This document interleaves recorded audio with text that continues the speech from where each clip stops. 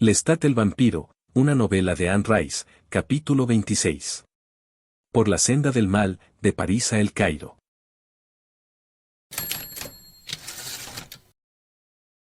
La última vez que vi a Armand en el siglo XVIII, él estaba con Eleni, Nicolás y los otros vampiros actores frente a la puerta del teatro de Renaud.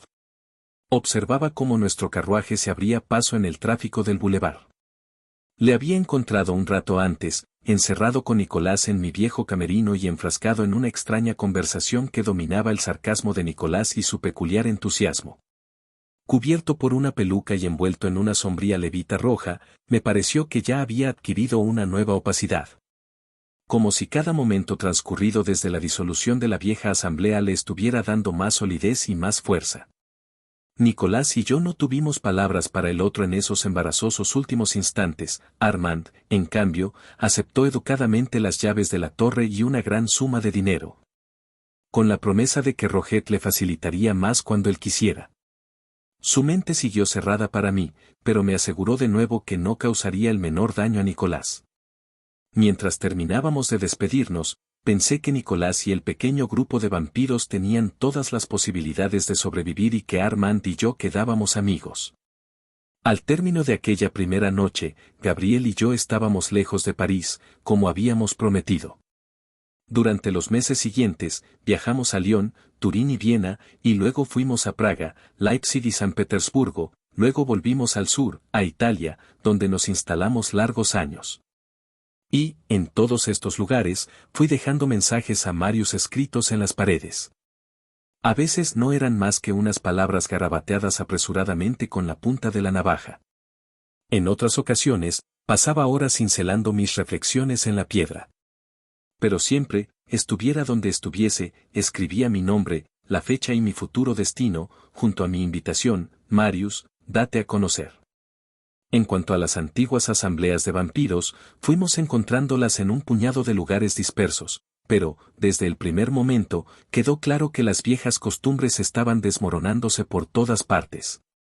Rara vez eran más de 3 o 4 las criaturas que mantenían los viejos ritos, y, cuando se daban cuenta de que no queríamos participar en ellos ni nos interesaba su existencia, nos dejaron en paz. Infinitamente más interesantes resultaban los espectros que identificábamos esporádicamente en medio de los humanos. Aquellos vampiros solitarios y sigilosos que se fingían mortales con la misma habilidad con que lo hacíamos Gabriel y yo. Sin embargo, nunca nos acercamos a estas criaturas. Huían de nosotros como debían hacerlo de las viejas asambleas y, como no veía en sus ojos otra cosa que el miedo, nunca sentí la tentación de perseguirlas. En cambio, me produjo una extraña satisfacción saber que no había sido el primer espectro aristocrático en moverse por los salones de baile del mundo a la busca de víctimas, con el disfraz de mortífero caballero que pronto se convertiría en epítome de nuestra tribu en relatos, poemas y horribles novelas por entregas. Continuamente aparecían otros. No obstante, en nuestro deambular íbamos a descubrir criaturas de las tinieblas aún más extrañas. En Grecia topamos con unos demonios que no sabían ni cómo habían sido creados y, en ocasiones, incluso encontramos unas criaturas desquiciadas, sin razón ni lenguaje, que nos atacaban como si fuéramos mortales y que escapaban corriendo de las plegarias que pronunciábamos para ahuyentarlas. Los vampiros de Estambul vivían en auténticas casas, a salvo tras grandes muros y verjas, con las tumbas en los jardines.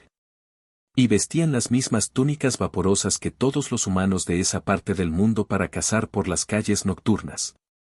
Pero también ellos se mostraron horrorizados de verme vivir entre los franceses y venecianos, montar en carruajes y asistir a reuniones en casas de europeos y en embajadas.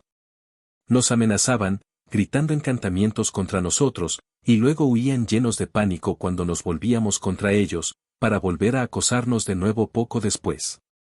Los fantasmas que rondaban las tumbas de los mamelucos en el Cairo eran espectros abominables, sometidos a las leyes antiguas por unos amos de ojos hundidos que habitaban en las ruinas de un monasterio copto, cuyos ritos estaban llenos de magia oriental y evocaban a numerosos demonios y espíritus malignos de extraños nombres.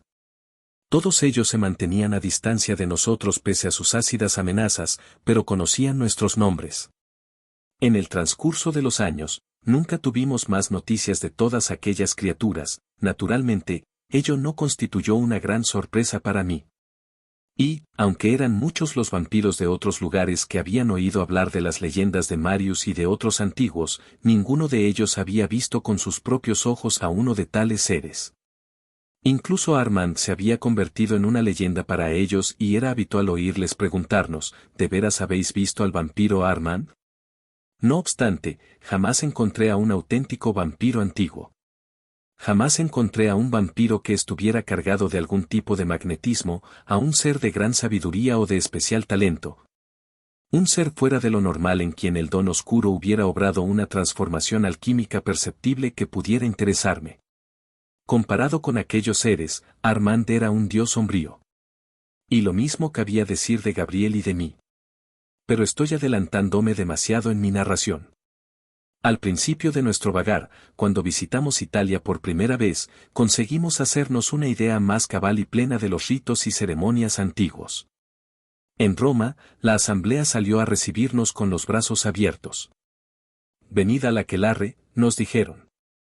Acompañadnos a las catacumbas y participad en nuestros cantos e himnos.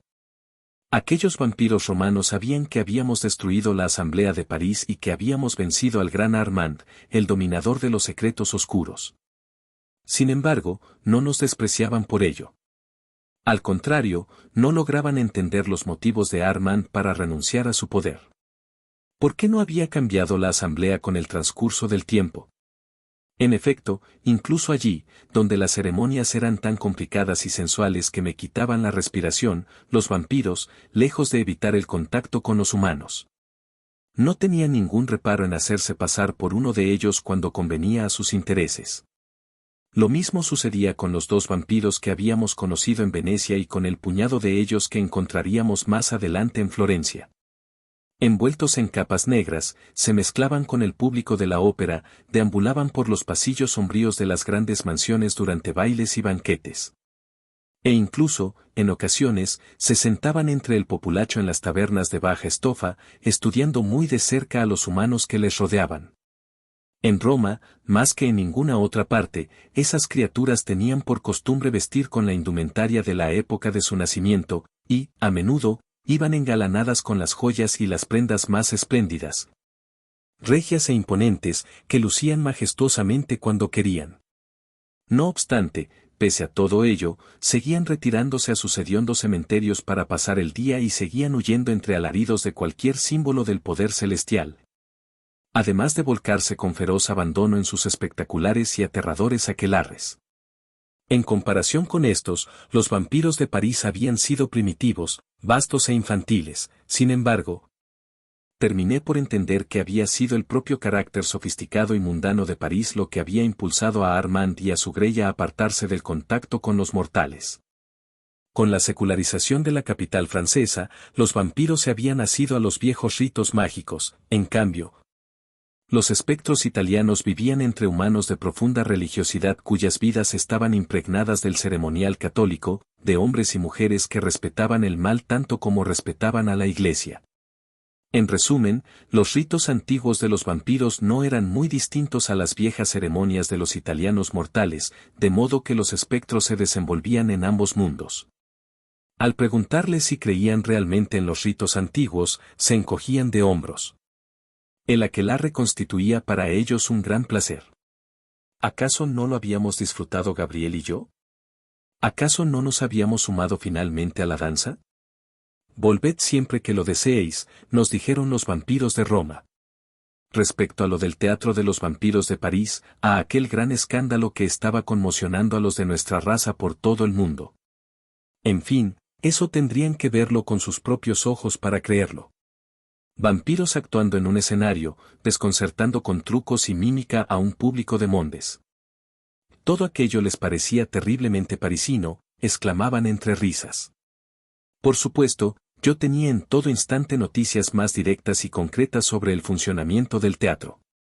Ya antes de llegar a San Petersburgo, Roget me había remitido allí un largo testimonio de la destreza de la nueva troupe, se disfrazan de marionetas de madera a tamaño natural. De las vigas descienden unas cuerdas doradas atadas a sus tobillos, sus muñecas y la parte superior del cráneo, con las que parecen ser manipulados en las danzas más encantadoras. Llevan 2 círculos perfectos de carmín en sus blancas mejillas y tienen los ojos muy abiertos, como piezas de cristal. Es increíble la perfección con que simulan ser objetos inanimados. Pero la orquesta es otra maravilla.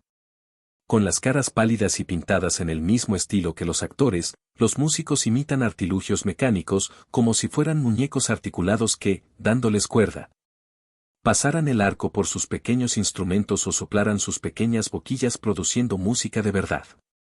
El espectáculo es tan cautivador que las damas y los caballeros que acuden a él discuten entre ellos sobre si actores y músicos son muñecos o personas de carne y hueso. Los hay que aseguran que todos ellos son de madera y que las voces que surgen de sus bocas son obra de ventrílocos.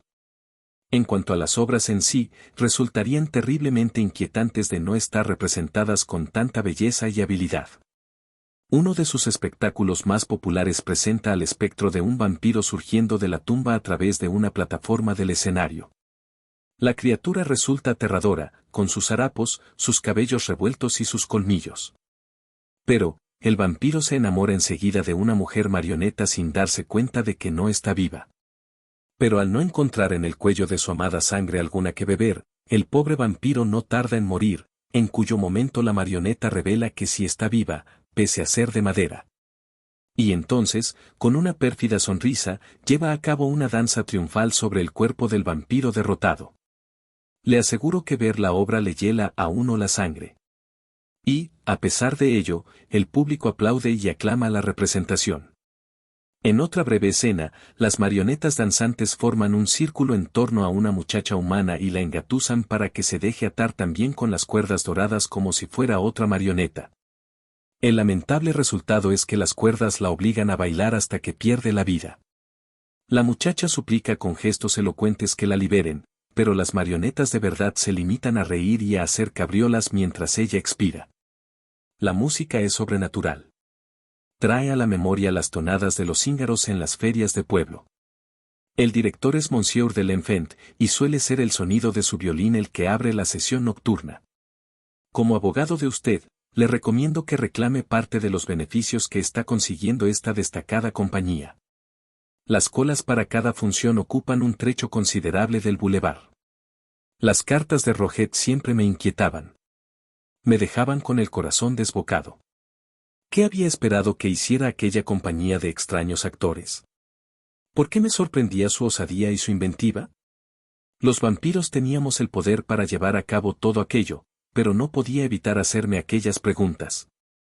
Cuando decidí instalarme en Venecia, donde pasé largo tiempo buscando en vano los cuadros de Marius, recibía ya noticias directas de Eleni, cuyas cartas venían escritas con una exquisita habilidad vampírica. Según me contaba, la compañía era el espectáculo más popular de la noche parisina. De toda Europa habían llegado actores para sumarse a ella, y la compañía había crecido hasta la 20 de componentes, número que ni siquiera una metrópolis como aquella podía mantener. Únicamente son admitidos los artistas más hábiles e inteligentes, aquellos que poseen un talento realmente excepcional, pues lo que valoramos por encima de todo es la discreción. Como bien puede suponer, no nos gusta el escándalo. Respecto a su querido violinista, Eleni escribía sobre él con afecto, afirmando que era la mayor fuente de inspiración para todos, que escribía las obras más ingeniosas y que tomaba estas de relatos que había leído. Pero cuando no está enfrascado en el trabajo, puede ser absolutamente imposible. Hay que vigilarle en todo instante para que no aumente el número de vampiros. Sus apetitos alimenticios son terriblemente desordenados, y, de vez en cuando, le cuenta a un desconocido las cosas más asombrosas, aunque, por fortuna, todo el mundo es demasiado razonable como para no tomar por cierto lo que oye. En otras palabras, Nicolás trataba de hacer más vampiros y no guardaba ninguna precaución en sus salidas de casa. En general, es nuestro amigo más viejo, Armand, obviamente, el encargado de refrenarle, cosa que hace por medio de las amenazas más cáusticas. Aunque debo decir que éstas no tienen un efecto duradero sobre nuestro violinista, pues suelen referirse a viejas costumbres religiosas, a fuegos rituales o al paso a nuevos estados del ser. No puedo decir que no le amemos. Por ti, cuidaríamos de él aunque no fuera así, pero le queremos. Y nuestro amigo más viejo, en particular, le tiene un gran afecto. No obstante, debo hacerte notar que, en los viejos tiempos, personas así no habrían durado mucho entre nosotros.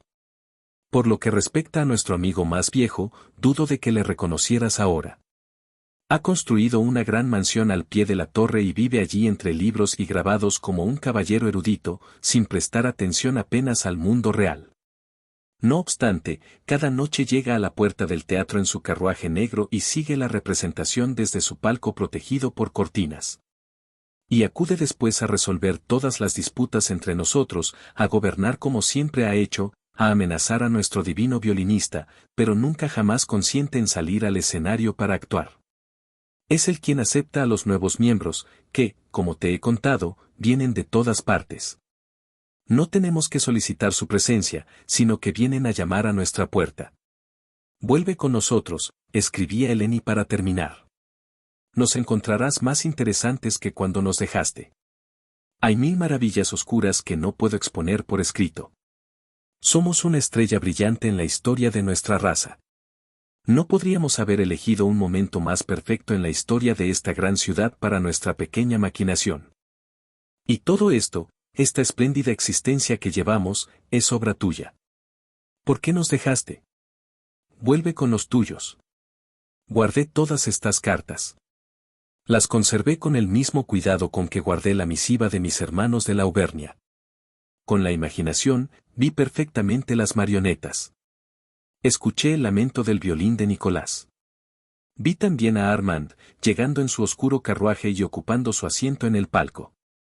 Incluso describí todo aquello en términos vagos y extravagantes en mis largos mensajes a Marius. Aplicándome de vez en cuando con el buril. Presa de un pequeño frenesí, en alguna oscura calleja mientras los mortales dormían. Sin embargo, para mí, volver a París estaba fuera de cuestión por muy solo que pudiera llegar a sentirme. El mundo que me rodeaba se había convertido en mi amante y mi maestro. Estaba embelesado con las catedrales y los castillos, con los museos y palacios que veía. En todos los lugares que visitaba, me introducía en el centro de la sociedad, me impregnaba de sus entretenimientos y chismorreos, de su literatura y de su música, de su arquitectura y de todo su arte. Podría llenar volúmenes con las cosas que estudié, que pugné por comprender. Me sentía tan cautivado por los violinistas cíngaros callejeros y por los titiriteros ambulantes como por los grandes castrad en los lujosos teatros de la ópera y por los coros de las catedrales. Rondé los burdeles y los garitos de juego y los lugares donde los marineros bebían y se peleaban. Leí los periódicos de todas las ciudades y frecuenté las tabernas, pidiendo a veces, por el mero hecho de tenerlo delante, algún plato de comida que nunca tocaba.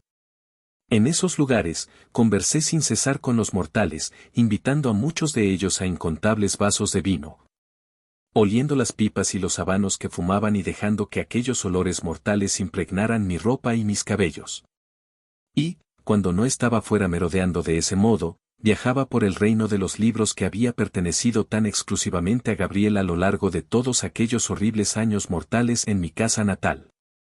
Antes incluso de trasladarnos a Italia, ya dominaba lo suficiente el latín como para estudiar a los clásicos y reuní una biblioteca en el viejo palazzo veneciano que era mi guarida, donde a menudo pasaba la noche entera leyendo.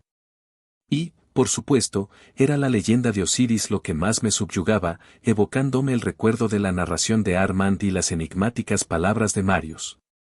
Al adentrarme en todas aquellas viejas versiones de la historia, me sentí calladamente sobrecogido por lo que leía. Hete aquí a un antiguo rey, Osiris, hombre de extraordinaria bondad que aparta a los egipcios del canibalismo y les enseña el arte de la agricultura y de la elaboración del vino. ¿Y cómo es asesinado por su hermano Tifón? Mediante una treta, éste hace acostarse a Osiris en una caja del tamaño exacto de su cuerpo y aprovecha para cerrar la tapa con clavos. Tifón arroja entonces la caja al río y, cuando la fiel Isis encuentra el cuerpo del rey, éste sufre un nuevo ataque de tifón, que le descuartiza. Finalmente, todas las partes de su cuerpo son encontradas, salvo una. Y bien, ¿por qué habría Marius de hacer referencia a un mito como este?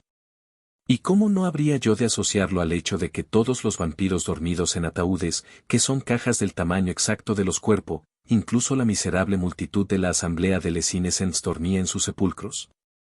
Magnus me había dicho, debes dormir siempre en ese féretro o en un sitio similar. En cuanto a la parte del cuerpo que se perdió, la que Isis no encontró, ¿no existía una parte de nosotros que el don oscuro no hacía revivir? Los vampiros podemos hablar, ver, gustar, respirar o moverse como los humanos, pero no podemos procrear. Y tampoco Osiris podía, por lo que se convirtió en señor de los muertos. ¿Era aquel un dios vampiro? Pero aún había algo más que me tenía desconcertado y atormentado. Aquel dios Osiris era el dios del vino entre los egipcios, que más tarde se convertiría en Dioniso para los griegos. Y Dioniso era el dios oscuro del teatro, el dios maléfico que Nicolás me había descrito en el pueblo, cuando éramos 2 muchachos. Y ahora teníamos el teatro lleno de vampiros en París. Era demasiado espléndido. Estaba impaciente por contarle todo aquello a Gabriel, pero, cuando lo hice, ella reaccionó con indiferencia diciendo que había cientos de viejas leyendas parecidas. Osiris era el dios del trigo, replicó. Era un buen dios para los egipcios. ¿Qué podría tener que ver eso con nosotros? Tras echar una ojeada a los libros que estaba estudiando, añadió, tienes mucho que aprender, hijo mío. Muchos dioses antiguos fueron descuartizados y llorados por sus diosas. Lee los mitos de Acteón y de Adonis. A los antiguos les encantaban esos relatos. Y, tras esto, se marchó y me dejó a solas en la biblioteca, a la luz de las velas, hincado de codos entre todos aquellos libros. Medité sobre el sueño de Arma ante el santuario de los que deben ser guardados, en las montañas. ¿Se trataba de un rito mágico que se remontaba a tiempos de los egipcios? ¿Cómo habían olvidado tales cosas los hijos de las tinieblas? Quizás aquella mención a Tifón, el asesino de su hermano, solo había sido una referencia poética del maestro veneciano, nada más. Salí de nuevo a las calles nocturnas y tallé mis preguntas a Marius en piedras que eran más viejas que cualquiera de los dos. Marius se había hecho tan real que ya conversábamos igual que en otro tiempo habíamos hecho Nicolás y yo. Había pasado a ser el confidente que recibía mi excitación, mi entusiasmo, mi sublime perplejidad ante todas las maravillas y misterios del mundo. Pero, conforme profundicé en mis estudios y amplié mis conocimientos, empecé a captar los primeros indicios pavorosos de lo que podía ser la eternidad. Estaba solo entre mortales, y mis escritos a Marius no lograban impedir que reconociera mi propia monstruosidad como había sucedido en aquellas primeras noches parisinas, tanto tiempo atrás. Al fin y al cabo, Marius no estaba allí en realidad. Y tampoco Gabriel. Casi desde el primer momento, las predicciones de Armand se habían demostrado ciertas. Ya antes de salir de Francia, Gabriel empezó a interrumpir el viaje para desaparecer durante varias noches seguidas. En Viena, solía ausentarse más de una quincena y, para cuando me instalé en el Palacio de Venecia, sus ausencias se prolongaban durante meses. En mi primera visita a Roma, desapareció durante medio año. Y, después de dejarme en Nápoles, regresé a Venecia sin ella, abandonándola para que regresara al Véneto por sus propios medios, cosa que hizo. Naturalmente, se trataba de la atracción que ejercía sobre ella el campo abierto, los bosques y los montes, o las islas en las que no vivían seres humanos. Y tras aquellas ausencias regresaba en un estado tan lamentable, los zapatos rotos, la ropa hecha trizas, el cabello enmarañado, que su aspecto resultaba punto por punto tan espeluznante como el de los harapientos miembros de la asamblea parisina bajo les Innocents.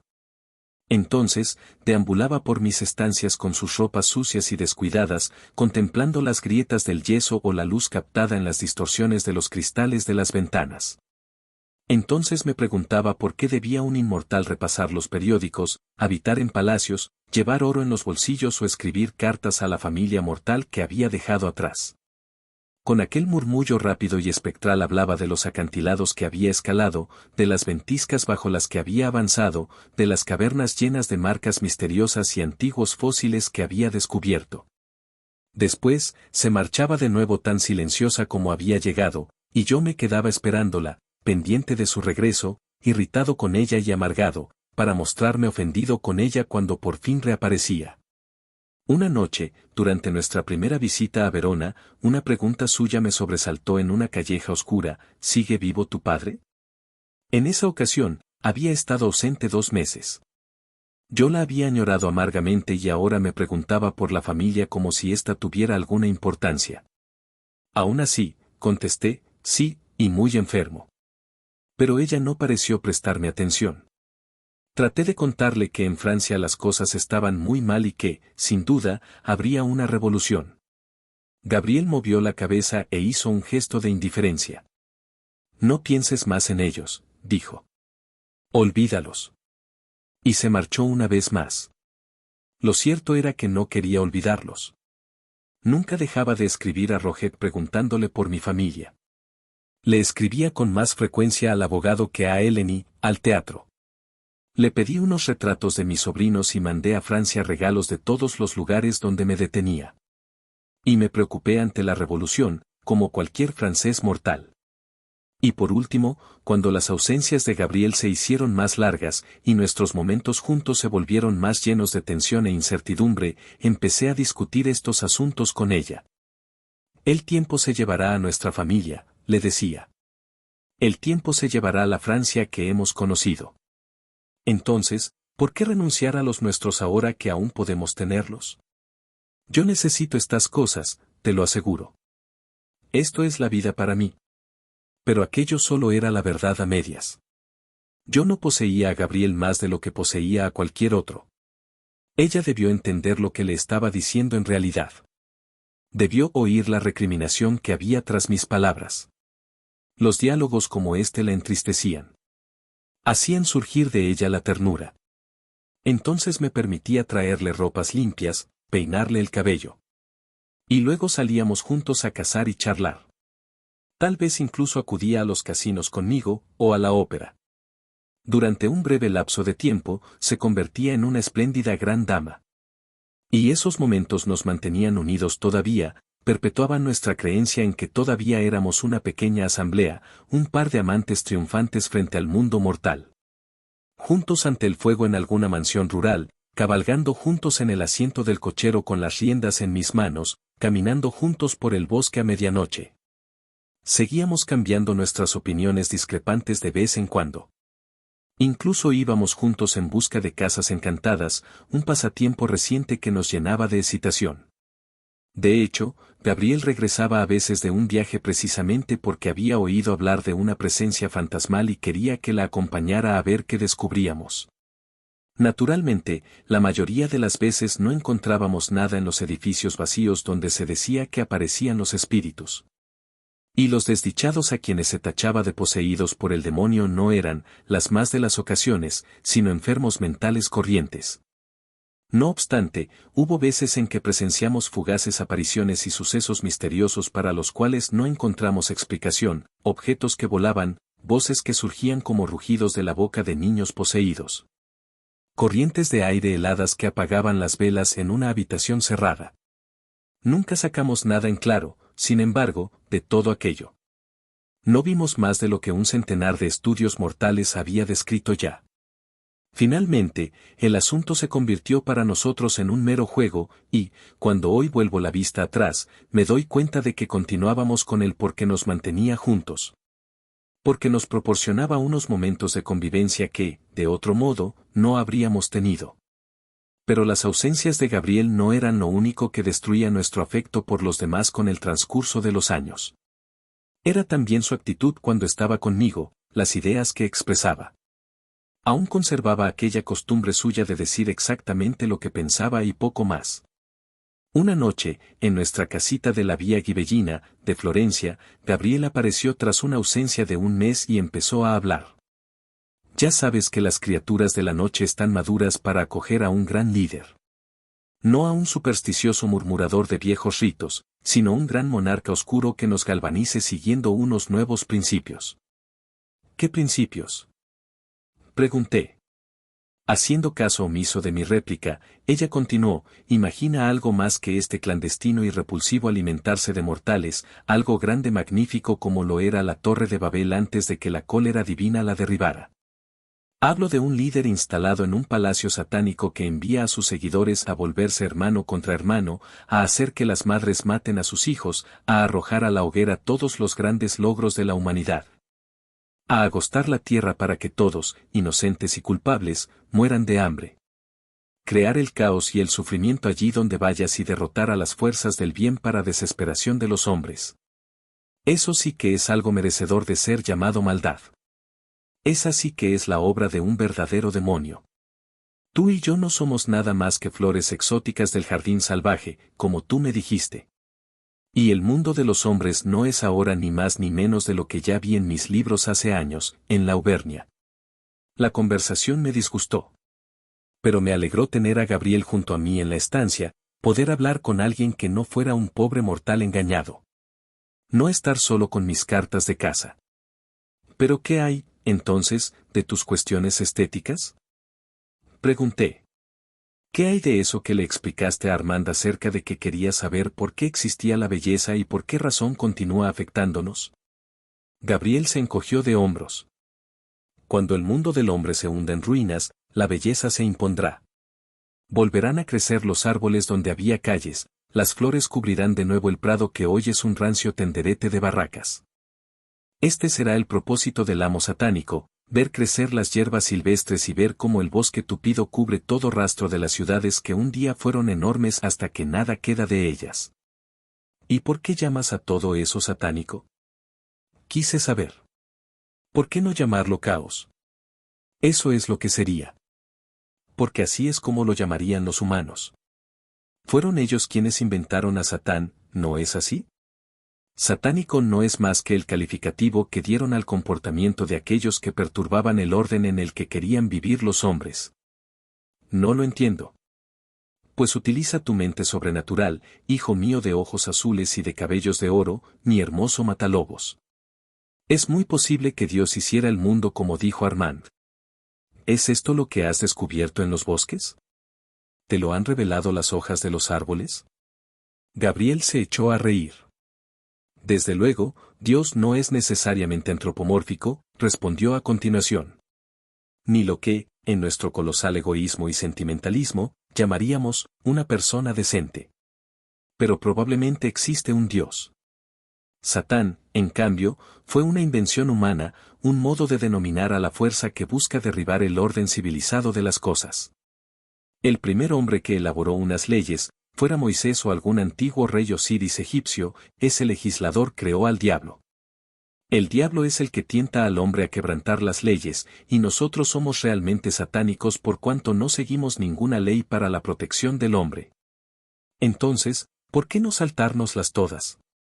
¿Por qué no provocar un incendio que consuma todas las civilizaciones de la Tierra?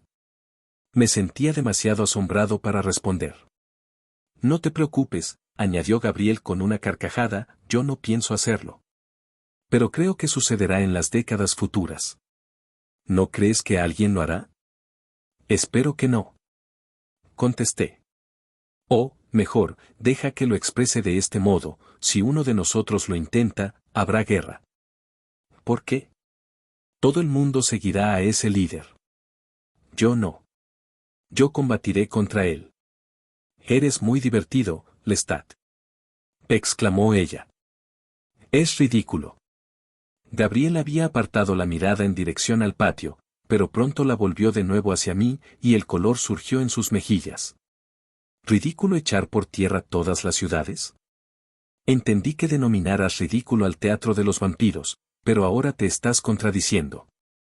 Es ridículo destruir cualquier cosa por el mero hecho de destruirla, ¿no crees? Eres imposible, replicó ella. Algún día, en el futuro lejano, habrá un líder así. Él reducirá al hombre al temor y a la desnudez de la que proviene. Y nos alimentaremos del hombre, sin esfuerzo, como siempre hemos hecho, y el jardín salvaje, como tú lo llamas, cubrirá el mundo. Casi deseo que alguien lo intente, declaré, pues yo me alzaría contra él y haría cuanto pudiera por derrotarle. Y posiblemente podría salvarme, podría volver a ser bueno a mis propios ojos, por el hecho de disponerme a salvar de todo eso al hombre. Muy enfadado, me incorporé de mi asiento y salí al patio. Ella vino detrás de mí. Acabas de expresar el argumento más antiguo del cristianismo para la existencia del mal, señaló.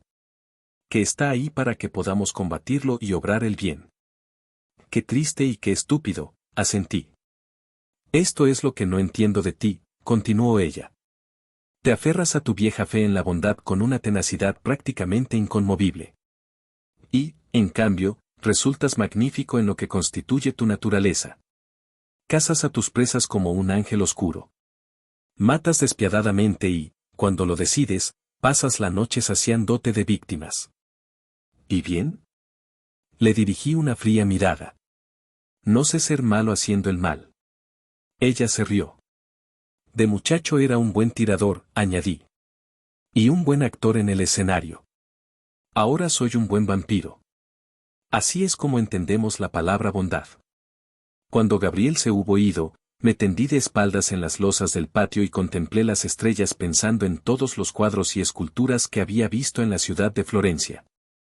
Me di cuenta de que me desagradaban los lugares donde solo había grandes árboles y de que el sonido de las voces humanas era, para mí, la música más dulce y más suave. Pero, ¿qué importaba, en realidad, lo que yo sintiera o pensara? Bien es cierto que Gabriel no siempre me aturdía con extrañas filosofías. De vez en cuando, en sus apariciones, me hablaba de cosas prácticas que había descubierto. Era, sin duda, más valerosa y aventurera que yo. Y me enseñaba cosas. Gabriel ya había comprobado, antes incluso de que abandonáramos Francia, que los vampiros podíamos dormir en la tierra. No eran precisos ataúdes ni catafalcos. Y se descubría alzándose espontáneamente de entre la tierra al ponerse el sol, antes incluso de terminar de despertarse. Los mortales que nos encontraban durante las horas diurnas, estaban perdidos, a no ser que nos expusieran a los rayos del sol inmediatamente. Por ejemplo, cerca de Palermo, Gabriel se había echado a dormir en el sótano de una casa abandonada y, al despertar, había notado que el rostro y los ojos le ardían como si la hubieran escaldado. Y en su mano derecha tenía agarrado a un mortal, ya cadáver, que al parecer había intentado perturbar su descanso. Le había estrangulado, me contó, y aún tenía mi mano cerrada sobre su garganta. Y la escasa luz que se filtraba por la puerta entreabierta me había quemado el rostro.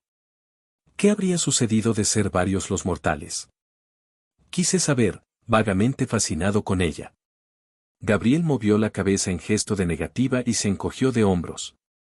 Desde entonces, dormía siempre enterrada, no en sótanos o ataúdes. Nadie volvería a perturbar su descanso. A ella no le importaba. Aunque no lo declaré en voz alta, yo estaba convencido de que dormir en la cripta tenía su gracia. Había cierto encanto novelesco en el hecho de alzarse de la tumba. En realidad, yo me encontraba en el extremo opuesto a la solución de Gabriel, pues me hacía construir ataúdes especiales en cada lugar donde nos quedábamos un tiempo. Y no dormía en el cementerio o en la iglesia, como era nuestra costumbre más corriente, sino en escondrijos dentro de la casa. No puedo decir que Gabriel no me escuchaba con paciencia en ocasiones, cuando le contaba cosas así. Me prestaba atención cuando le describía las grandes obras de arte que había visto en el Museo Vaticano, los coros que había escuchado en la catedral. Los sueños que parecían provocados por los pensamientos de los mortales que pasaban sobre mi guarida. Sin embargo, tal vez Gabriel se limitaba a contemplar el movimiento de mis labios, ¿quién podría decirlo con seguridad? Y, a continuación, volvía a desaparecer sin explicaciones y volvía a deambular a solas por las calles, haciendo comentarios en voz alta a Marius o escribiéndole unos mensajes larguísimos que, en ocasiones me llevaba toda la noche completar. ¿Qué deseaba yo de ella? Que fuera más humana, que fuera como yo. Las predicciones de Armand me obsesionaban. ¿Y cómo podría Gabriel dejar de pensar en ellas?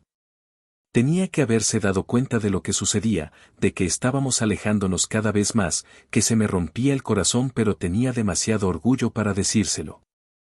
Gabriel, por favor, no puedo soportar esta soledad. Quédate conmigo. Cuando al fin dejamos Italia, yo empezaba ya a practicar mis arriesgados jueguecitos con mortales.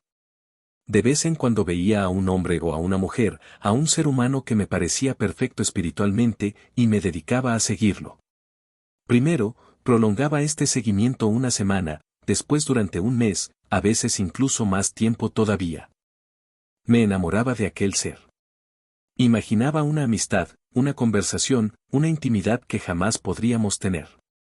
Luego, en algún momento mágico e irreal, le decía, pero tú ves lo que soy, y el humano, en un acto supremo de comprensión espiritual, respondía, sí, lo veo, lo entiendo. Un desatino, verdaderamente. Muy parecido al encuentro de la princesa que entrega su amor desinteresado al príncipe encantado y éste recupera su forma original y deja de ser un monstruo. Solo que en este lúgubre cuento de hadas yo penetraba hasta lo más profundo de mi amante mortal. Los dos nos hacíamos uno, y yo volvía a ser de carne y hueso. Una idea deliciosa. Pero pronto empecé a darles más y más vueltas en mis pensamientos a las advertencias de Armand acerca de que volvería a realizar el rito oscuro por las mismas razones por las que lo había hecho antes.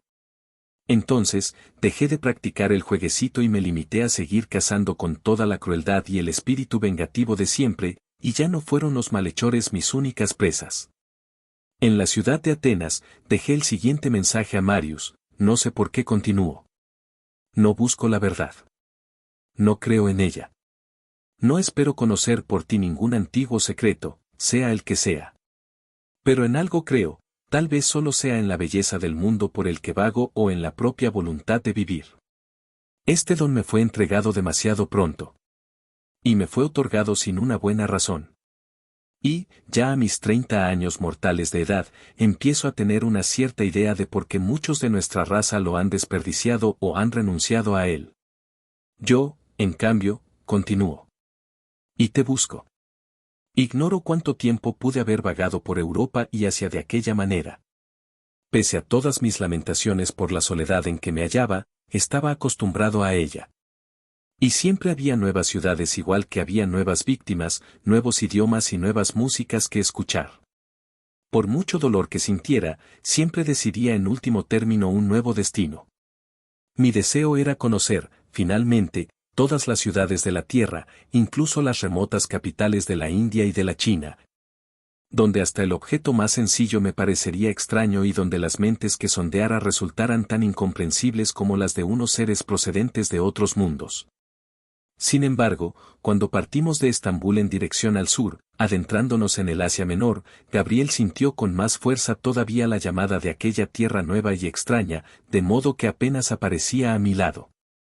Y, en Francia, la situación estaba alcanzando un clímax terrible, no solo para el mundo mortal por el cual aún me preocupaba, sino también para los vampiros del teatro.